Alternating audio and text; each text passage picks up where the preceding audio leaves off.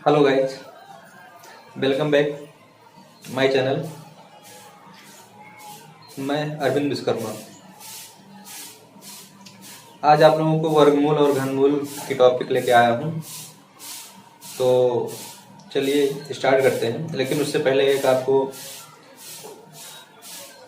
मेरे मोबाइल पे आया था मैसेज, तो आपको एक सुनाना चाहता हूँ। एक लाइन है, मैं सेल्फ स्टडी करने वाला ड्रॉपर छात्र, तुम बड़े कोचिंग वाली क्यून प्रिय, तुम घूमने जाती शॉपिंग मॉल, मैं तलमंड चौराहे पर लीन प्रिय, बायोलॉजी सा सीधा हूं मैं, तुम फिजिक्स जैसी कठिन प्रिय,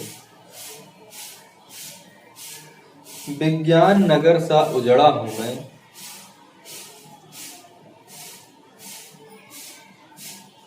तुम लैंडमार्क से ग्रीन प्रिय, मुश्किल है अपना सीन प्रिय। इसी के साथ चलते हैं, स्टार्ट करते हैं। ठीक है, चलिए।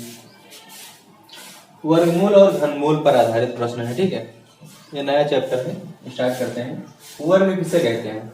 आप लोगों को पता है गाइस, वर्ग किसे कहते हैं? नहीं पता है? चलिए हम बताते हैं आपको। किसी संख्या के उसी से गुणा करने पर, किसी संख्या के उसी से गुणा करने पर प्राप्त गुणनफल उस वर्ग कहलाता है। किसी संख्या को उसी से गुणा करने पर प्राप्त जो संख्या होती है, ठीक है, वही क्या कहलाता है? प्राप्त जो गुणनफल होता है वही क्या कहलाता है?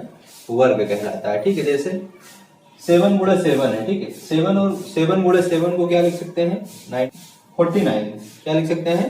49 लिख सकते हैं। ठीक है, 7 7 सता 49 होता है। ठीक है, 7 और 7, 9 और 9 का गुणा करेंगे, 9 गुणे 9, 9 9 81 होता है। ठीक है दोस्तों, ये हमारा क्या हो गया?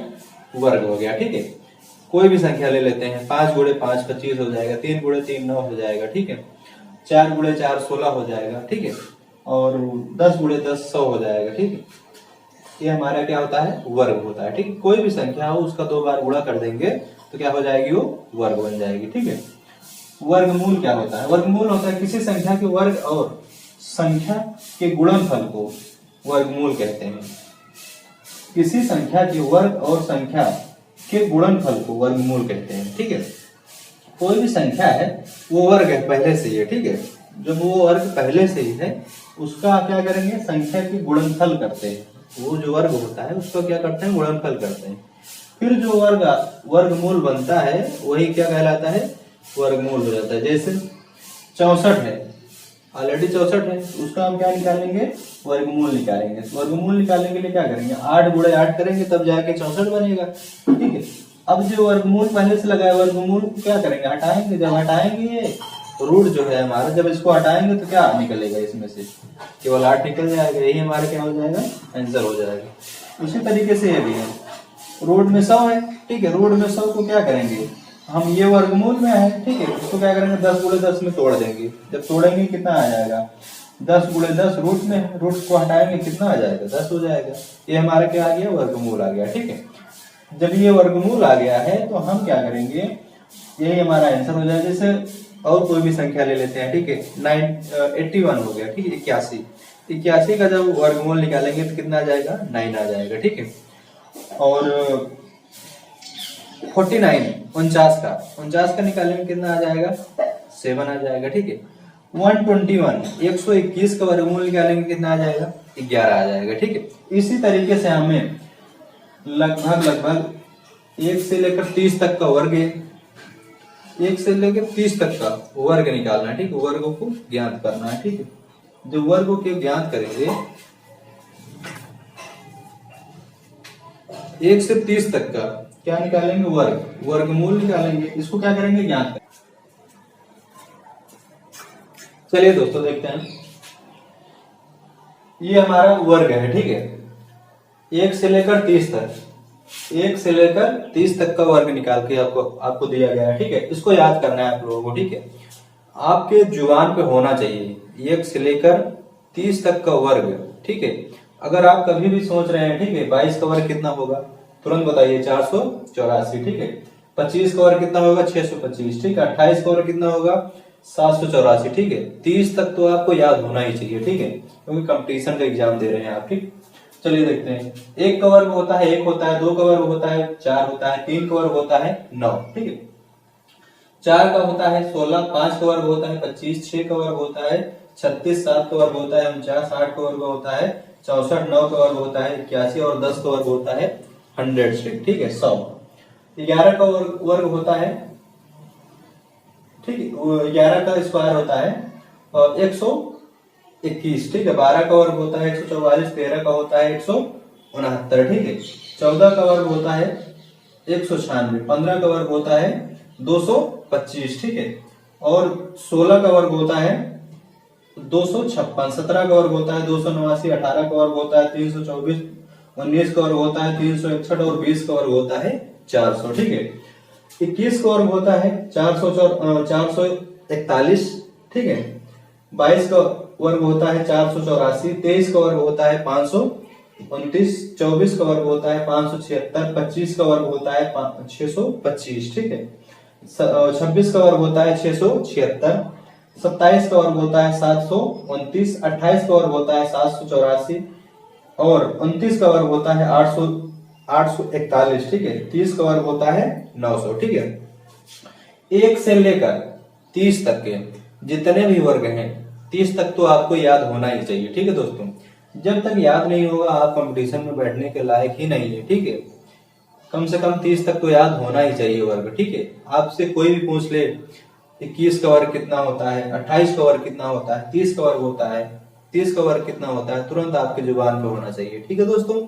चलिए आगे देखते हैं। इसमें एक नोट है, तो चैप्टर को स्टार्ट करने से पहले एक नोट दिखा रहा हूं आपको, ठीक है। यदि किसी संख्या का वर्ग किया जाता है तो इकाई के स्थान पर 2, 3, 7 और 8, 2, 3, 7 और 8 कभी नहीं हो सकते, ये हो ही नहीं सकता कभी, ठीक है। क्योंकि आप देख लीजिए इसमें इकाई के स्थान पे कहीं पे भी 2 है, कहीं पे भी 2 है,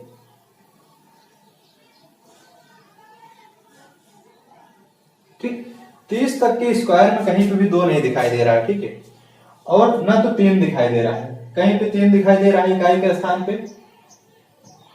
इसमें भी नहीं है, ठीक है, कहीं पे भी नहीं है। ना तो 7 दिखाई दे रहा है, ना तो 8 दिखाई दे रहा है, ठीक है।